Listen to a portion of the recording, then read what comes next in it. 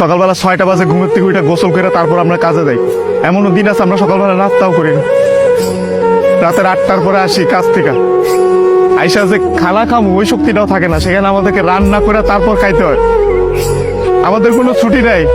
একদিন আমরা ছুটি পাই, ওই দিন আমরা ঘর গুছাইতে, কাপড় ধুইতে, এটা সেটা করতে করতে চলে যায়। কাপড় ধোয়ার জন্য যে মানুষ রাখবো, মানুষ রাখলে তো টাকা যাবে, বেতন দিতে হবে ওদের। ওই টাকাটা বাসায় আপনাদেরকে পাঠাই, তারপর ওইটা দিয়ে আপনারা ফুটা নিবেন। আর এই যে ইস্ত্রি করা, এই যে বাজ আলা কাপড় বেড়া ঘুরেন। আর এই যে কাপড়, আমরা কাপড় পরতে পারি না ওইখানে। এই যে এখানে দেখেন না ভালো ভালো কাপড় পরে ঘুরতেছি, এটা খালি আব্বা আম্মা আত্মীয় স্বজন দেখে ভাবে যে পোলা অনেক সুখে আছে।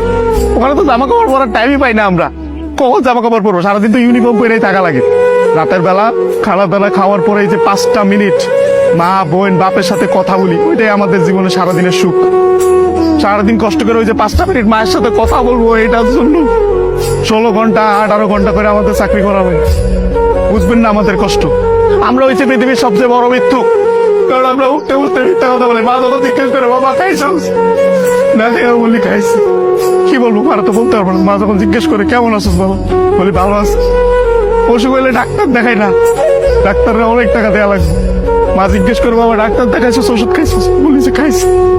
কিছু বলার নাই তো, মিথ্যা বলুন ছাড়া কোনো উপায় নেই। আমাদের মতন মৃত্যু কার কেউ নেই।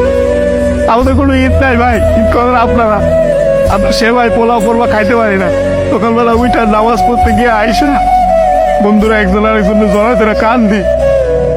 আর মা বাপ নাই, কি ঈদ করবো? ঈদ তো করেন আপনারা। আমি আমার মার চেহারা 5 বছর ধরে দেখি না। 5 বছর পরে আমি দেশে এসেছি। যেই ছেলে মায়ের হাতে খাবার না খেলে পেট ভরতো না, ওই ছেলে মায়ের চেহারা দেখি না 5 বছর।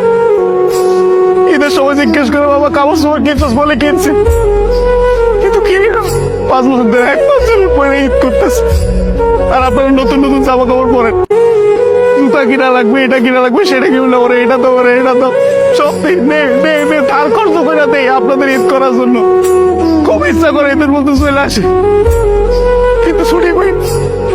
5 বছর পরে ছুটি পাইছি। আপনি তো বলেন জুয়া খেলে, মেয়েবাজি করে, এগুলো স্বপ্ন, এগুলো স্বপ্ন, এগুলো আপনারা করতে পারেন, আমরা তো চিন্তাও করতে পারি না। আপনাদের কোনো আইডিয়া নেই ওখানে কত পরিমাণ টাকা লাগে এইসব জায়গায় যাইতে।